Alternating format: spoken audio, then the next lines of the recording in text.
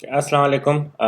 हम दोबारा हाज़िर हैं। मैं फैसल जीवानी और मेरे साथ हैं मोहम्मद उवैस इस्माइल। हम बेसिकली लास्ट टाइम जो हमने सेशन किया था उसमें बहुत सारे जार्गन्स यूज़ किए थे, जैसे अर्निंग्स पर शेयर है, प्राइस अर्निंग रेशो है। बहुत से लोगों ने कहा कि इनको भी अगर हम फर्दर समझाएं तो बेहतर होगा, तो that's why we are here today. तो we'll start with net income and Owais साहब हमें ले चलेंगे कि नेट इनकम क्या होती है, कैसे निकाली जाती है, और फिर हम आगे चलते हैं। लास्ट टाइम हमने डिस्कस किया था कि वॉरेन बफेट जो है वो स्टॉक इन्वेस्टिंग को बिजनेस पर्सपेक्टिव से देखते हैं। ठीक है, तो मोस्ट बेसिक मॉडल किसी भी बिजनेस का है वो अज्यूम करता है कि कंपनीज जो है वो अपना प्रॉफिट मैक्सिमाइज करना चाहती है। ठीक है, तो फिर ये जरूरी है कि हम देखें कि ओवरऑल नेट इनकम, ठीक है, कि एक कंपनी में हो क्या रहा है, ठीक है, and how good it is at profit maximization. तो सवाल आता है कि what is net income? This number is the company's profit after all the expenses have been paid and taxes deducted from the company's revenue. ठीक है, इससे हमें पता चलता है कि कंपनी ने कितने पैसे बनाए जब सारे एक्सपेंसेस और टैक्स पे कर दिए। ठीक है, आमतौर पे स्टॉक इन्वेस्टर जो है वो सिर्फ डिविडेंड इनकम को अपनी अर्निंग समझता है। ठीक है, या फिर जब वो शेयर बेच देता है तो कैपिटल गेन। अपनी पूरी कंपनी की नेट इनकम को वो अपनी इनकम कंसीडर नहीं करता। अच्छा, ऐसा क्यों होता है? ऐसा इसलिए होता है कि एक आम इन्वेस्टर जो है वो स्टॉक को शॉर्ट टर्म पर्सपेक्टिव से देखता है, जबकि स्टॉक्स जो हैं वो एक्चुअली स्टॉक्स में जो जो इन्वेस्टर है उस इन्वेस्टर की शेयर होल्डिंग है उस अंडरलाइंग बिजनेस में। तो net income in general and earning per share in particular is the owner's earning as a business partner. ठीक है, most companies highlight their net income in their quarterly earning releases. जो हर quarter companies की release आती है उसमें net income की figure coat होती है। ठीक है, तो क्वेश्चन हमारे जहन में आता है कि हम कैसे एनालाइज करें net income of a business. तो पहले हमें ये देखना है कि भाई नेट अर्निंग जो है वो हिस्टोरिकल अपवर्ड ट्रेंड शो कर रही हैं या नहीं। A quarters or single year's net earning figure is worthless or useless if looked at in isolation. We should be interested in whether or not there is a consistency in earning figures and whether the long-term trend is upward. ये दो चीजें हमें देखनी। Consistency and upward trend in net income हमें क्या बताते हैं? हमें बताते हैं कि ड्यूरेबिलिटी और sustainability of the competitive advantage. ठीक है, here we are not looking at the smooth ride in net income, वो ऊपर ही जानी चाहिए, हमारा ये मकसद नहीं है। हमें सिर्फ ये देखना है कि हिस्टोरिकल ट्रेंड जो है वो राइजिंग होना चाहिए। ठीक है, अच्छा, अब सवाल आता है कि भाई सस्टेनेबल कॉम्पिटिटिव एडवांटेज क्या है?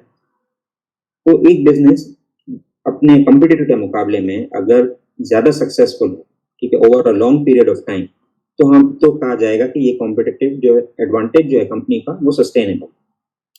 कंपनी जो ड्यूरेबल कॉम्पिटिटिव एडवांटेज के साथ काम कर रही होंगी वो अपनी net income to net sales या टोटल सेल्स, जिसको हम नेट प्रॉफिट मार्जिन कहते हैं, वो हायर रिपोर्ट करेगी। अगर कोई कंपनी बहुत स्मॉल या फाइन नेट मार्जिन के साथ काम कर रही है तो इसका मतलब है कि कंपनी है बहुत हाईली कॉम्पिटिटिव इंडस्ट्री में है, कट थ्रोट कॉम्पिटिशन के पास में फॉल कर रही है और उसके पास बहुत ज्यादा अर्निंग के अपॉर्चुनिटी नहीं है as compare to the competitors. अच्छा, जो एक्सीलेंट बिजनेस होगा will always attract a handsome net profit margin showing company superior underlying business economics. ठीक है, अच्छा, एक कंपनी की पास्ट परफॉर्मेंस जो है उसके फ्यूचर रिजल्ट्स की कोई गारंटी नहीं।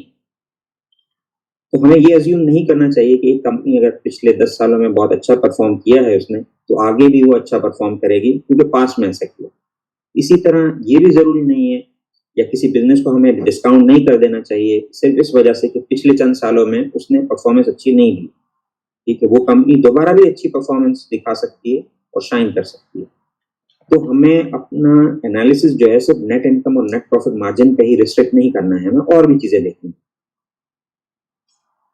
बिल्कुल। ये भी पॉसिबल है कि कंपनी की जो हिस्टोरिकल नेट इनकम ट्रेंड है, ठीक है, वो हिस्टोरिकल ईपीएस यानी अर्निंग पर शेयर के ट्रेंड से डिफरेंट। ऐसा कैसे होगा? ऐसा उस सूरत में हो सकता है कि अगर फर्ज करें कंपनी जो है राइट इश्यूज करती है तो उससे क्या होगा कि नंबर ऑफ शेयर्स उसके बढ़ जाएंगे। लेट्स से कि नेट इनकम अगर सेम रहती है और आउटस्टैंडिंग नंबर ऑफ शेयर्स बढ़ जाते हैं तो इसका मतलब है कि ईपीएस जो है उसकी डिक्रीज हो जाएगी। अच्छा, इनवर्सली अगर company share repurchase programme follow करती है जैसे कि यूजुअली यूएस में कंपनीज करती हैं, तो उसकी ईपीएस बढ़ जाएगी, नेट इनकम नहीं बढ़ेगी। कैसे? नेट इनकम आपकी वही है, ठीक है, लेकिन आपने शेयर परचेज कर दिए तो मार्केट में आपके शेयर्स आउटस्टैंडिंग कम हो गए, तो इससे आपकी ईपीएस बढ़ जाएगी। ठीक है, तो इसलिए दोनों देखना हमें जरूरी है कि नेट इनकम में क्या हो रहा है, साथ साथ ईपीएस में क्या हो रहा है। तो अभी अच्छा, अब हम अपनी अब इस पे आते हैं कि नेट इनकम आती कहाँ से है। ठीक है, तो हम वही दुकान वाली जो एग्जांपल एक है हमने लास्ट टाइम भी की थी, उससे शुरू करते हैं कि वो करता क्या है, पैसे कहाँ से आते हैं, कहाँ जाते हैं, वो उस पर बात करते हैं। ठीक है, तो एक एग्जांपल लेते हैं कि सुपर स्टोर है नेबरहुड में जो सिर्फ राइस सेल करता है। ठीक है, एक ही पर्सन है जिसका वो स्टोर है और जो है वो होलसेल मार्केट से राइस बाई करता है 100 रुपीज पर केजी पे और 120 पे वो सेल कर देता है, तो ग्रॉस प्रॉफिट उसका 20 रुपीज पर केजी। अच्छा, ऑन दिस ग्रॉस प्रॉफिट उसको जो है शॉप का रेंट पे करना है, ट्रांसपोर्टेशन कॉस्ट है, इलेक्ट्रिसिटी है, इनकम टैक्स, जब सारी पेमेंट कर देगा तो what he is left with is net income. And since he is the only owner of the business, so it is also the earning per share of the owner, which is ₹10। सही है, तो अब basically हम EPS पे आते हैं कि जो नेट इनकम उसने बनाई है, ठीक है, वो क्योंकि वो एक ही बंदा है तो वो पूरी की पूरी उसके पास है।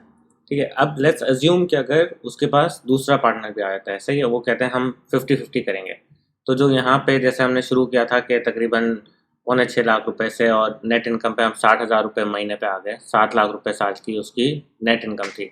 अब उसके बाद 2 लोग हैं, तो जब 2 लोग हैं और जैसे 50-50 हैं तो दोनों के शेयर आएगा 31-31 हज़ार, या साल का आ जाएगा 372,000 रुपीज़। ठीक है, तो ये 2 हैं। अब हम जितने चाहें अगर उससे और करना है कि भाई हम 10 ओनर ले आते हैं, ठीक है, 2 काफ़ी नहीं है, हमें और पैसा चाहिए, जो भी है हम 10 ले आते हैं, तो बेसिकली ये जो 7,44,000 है उसको 10 से डिवाइड करके हमारे पास 74,000 पर हेड आ जाएगा। जो 74,000 है that will be your earnings पर शेयर। सही, तो जितने भी नंबर ऑफ शेयर होल्डर्स या नंबर ऑफ शेयर्स हम बढ़ाएंगे उतने ही आपके ईपीएस नीचे आती रहेगी। सही, तो जैसा हमारे पास पाकिस्तान में KESC है, PIA है, उनके बिलियंस ऑफ शेयर्स हैं, नंबर ऑफ शेयर्स जो है ना वो बिलियंस में जा रहे हैं, इसलिए उनकी अर्निंग्स पर शेयर है जो एकदम ही ऐसी आ रही होती है, 1 पैसा, 2 पैसा, 4 पैसा। ठीक है, तो जितने नंबर ऑफ शेयर्स बढ़ाएंगे उतनी ईपीएस कम हो जाएगी। बेसिकली आपको इतने मुंह है खिलाने के लिए। ठीक है, अब हम आते हैं कि प्राइस अर्निंग रेशो पे। तो बेसिकली मैं आपको थोड़ा सा इंट्रोडक्शन दे देता हूँ कि किस तरह से देखा जा सकता है प्राइस अर्निंग रेशो को। सिंपलेस्ट तरीका ये है कि आप अज्यूम करें कि आपके पास एक घर है जो आपको रेंट पे चढ़ा। वो घर आपने लिया 10 लाख रुपए का, साल का आपको रेंट आता है 1 लाख रुपए। ठीक है, तो basically that is the value of the house is 10 times the rent you get. अब वो 10 टाइम्स जो है उसको आप किसी भी तरीके से देख सकते हैं, ऐसे ही देख सकते हैं कि कंपैरिजन के लिए कि अगर एक घर पे 10 टाइम्स आ रहा है, आपको जो वैल्यू है वो रेंट की 10 टाइम्स है। दूसरा घर आपने लिया, लेट्स से वो बहुत बड़ा है, वो आपने 50 करोड़ का लिया, सही है, उस पर 5 करोड़ रेंट आ रहा है, वो भी 10 टाइम्स है। तो फॉर कंपैरिजन पर्पसेज वो जो 10 लाख का घर है और जो 5 करोड़ का घर है या 50 करोड़ का घर है वो सेम है, क्योंकि उन पर रेंट उतना ही आ रहा है, उनकी रेंटल यील्ड सेम है। ठीक है, दूसरी तरीके से ये देख सकते हैं कि अगर कितने साल लगेंगे आपको आपकी कॉस्ट रिकवर करने के लिए। ठीक है, तो आपने अगर 10 साल का घर लिया है और लाख रुपए रेंट है तो आपको बेसिकली 10 साल लगेंगे कॉस्ट रिकवर करने में।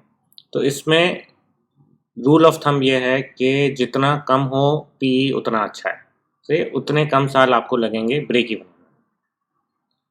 ठीक है जी, आप क्या कहते हैं, आप किस तरह देखते हैं पी को? सही, बिल्कुल, कि जो है आप अगर फर्ज करें कि रेंट का मॉडल में हम अज्यूम करते हैं तो प्राइस अर्निंग का कॉन्सेप्ट यही है, लेकिन जैसे कि अगर फर्ज करेंगे हम स्टॉक मार्केट में देख रहे हैं 2 शेयर्स हम कंपेयर करते हैं कि एक की प्राइस अर्निंग जो है 20 है और एक की लेट से 5 है, तो हमें तो 5 वाला हमेशा सस्ता और अच्छा लगेगा 20 के मुकाबले में, तो फिर 20 वाला कोई क्यों लेगा? बिल्कुल, इसका इसका जवाब ये है कि जिसमें अब हमने जो रेंट वाली एग्जांपल देखी उसमें हम ये अज्यूम कर रहे हैं कि रेंट जो है वो आगे जाके सेम रहेगा। ठीक है, तो जब हम पी देखते हैं तो पी देखते हैं आज के अर्निंग्स पे या आज के रेंट पे। ठीक है, बट बहुत सारी ऐसी कंपनीज हैं, हम 2-3 कंपनीज के नाम भी ले लेते हैं, जैसे हमारे पास हपको है या कैपको है, इनका बेसिक मॉडल ये होता है कि अर्निंग्स ग्रो नहीं होंगी। हपको की हो रही है, बट लेट्स से कोई भी और पावर कंपनी है, उनके पास एक पावर प्लांट है, उनकी अर्निंग्स ऑलमोस्ट फिक्स होती हैं। ठीक है, तो उनका जो पी है वो एक थोड़ा कम मिलेगा, क्योंकि उनकी हमें पता है अर्निंग्स ग्रो नहीं होंगी, तो आज की जो अर्निंग्स है वो अगले 10 साल भी ऑलमोस्ट उतनी रहेंगी, हो सकता है इन्फ्लेशन से एडजस्ट हो जाए। तो उसमें फिर हमें एग्जैक्टली पता चल जाएगा कि हमारी कॉस्ट कितने साल में रिकवर होगी। तो 8-10 का पी चल रहा होता है। बट लेट्स से एक कंपनी है जिसकी अर्निंग्स ग्रो हो रही हैं, तो उसमें हम जब कहते हैं ना कि 20 टाइम्स अर्निंग है, तो it's kind of a misnomer, क्योंकि उसकी आगे जाके तो अर्निंग्स बढ़ जाएंगी। सही है। तो अगर हम अगले सही 10 साल की अर्निंग्स को टोटल करें और फिर उसका रेशो लें प्राइस से, तो वो थोड़ा कम होगा। अभी जो 20 का पी जिस पे चल रहा है, उसका बेसिक मतलब यह है कि जो लोग हैं, they are incorporating future growth into the price. तो अगर आपका एक ओके 10 का पी और एक 20 का पी है, तो मतलब ये है कि लोग कह रहे हैं, कि लोग सोच रहे हैं कि ये 20 के पी वाली कंपनी की अर्निंग्स ग्रो होने वाली है, बस 10 वाली की नहीं होने वाली है। ठीक है। इसमें हो सकता है लोग गलत हों, लोग सही हों। बहुत सारे वैल्यू ट्रैप भी होते हैं, जैसे आपने कहा ना कि हर दफ़ा हमें 5 के पी वाली कंपनी अच्छी लगेंगी, तो हो सकता है कि इस साल जो उनका प्रॉफिट आया हो वो बहुत ज़्यादा हो, बट अगले साल बहुत कम हो, तो वो ज़्यादा प्रॉफिट पे पी कम लगेगा। हमें लगेगा ओह 5 के पी पे चल रही है, पता चला हमने ले लिया, अगले साल प्रॉफिट आधा हो गया, वो पी खुद ही ऊपर चला गया। तो ये 5 से 10 का सही पी हो गया, प्राइस हिली नहीं। तो we need to be careful, बिल्कुल but just for beginners P देखना बहुत ज़रूरी है। लोग कहते हैं, हमने बहुत से लोगों से बात की है, उनको जब भी हम कहते हैं कि आप यूपीएफएल का शेयर ले लें या नेस्ले का शेयर, ओह बहुत महंगा है। बहुत महंगा नहीं है, वो वही वाली बात है कि अगर आपने 50 करोड़ का घर लिया, उसका रेंट 5 करोड़ आ रहा है, वो एग्जैक्टली वैसा ही है जैसे 10 लाख का घर लिया और लाख का रेंट आ रहा है। तो वो पी उसका भी 20-25 का ही चल रहा है, बट क्योंकि उसकी मार्केट वैल्यू 15,000 रुपये की है पर शेयर, लोगों को लगता है ओह ये तो बहुत महंगा है। ठीक है। 15 लाख रुपए हैं, बिल्कुल। तो आप थोड़े शेयर्स यूपीएफएल के ले लें या बहुत सारे शेयर्स केईएससी के ले लें, तो ये बात वही होनी है। आपके 15 लाख इन्वेस्ट हो जाएंगे और रिटर्न भी ऑलमोस्ट, आई थिंक यूपीएफएल में बेहतर ही आ जाएगा। मगर ये है कि बिल्कुल बिल्कुल। पी पी भी उसका ज़्यादा है और वैल्यू भी ज़्यादा है। अच्छा, एक बहुत बड़ा एक दूसरा मिसनॉर्मल मार्केट में चलता है कि भाई पाकिस्तान की स्टॉक एक्सचेंज मार्केट का पी जो है वो और इमर्जिंग मार्केट के मुकाबले में कम है, तो फिर यहाँ इन्वेस्ट करना चाहिए हमें हर स्टॉक्स में, या इसके इंडेक्स फंड में हम इन्वेस्ट कर दें, तो क्या कहेंगे आप उसके बारे में? यार मोटा मोटा तो डेफिनेटली अगर पी कम है तो इन्वेस्ट करना ही चाहिए। ठीक है। बट अगर कोई पूछता है कि सही। पी कम क्यों है, तो उसके फिर बहुत सारे रीजंस हम्म। हैं, क्योंकि हमारी मार्केट में जो है वो ग्रोथ स्टॉक्स बहुत कम है। सही है। बहुत सारी सिक्लिकल स्टॉक्स हैं। सही है। सीमेंट्स हैं हमारे पास, ऑयल एंड गैस है, इस तरह के बहुत सारे हैं। ठीक है। अगर वो सिक्लिकल हैं, इकॉनमी ग्रो हो रही है, तो डेफिनेटली उनमें भी ग्रोथ आएगी, एक्सपेंशंस हो रही हैं।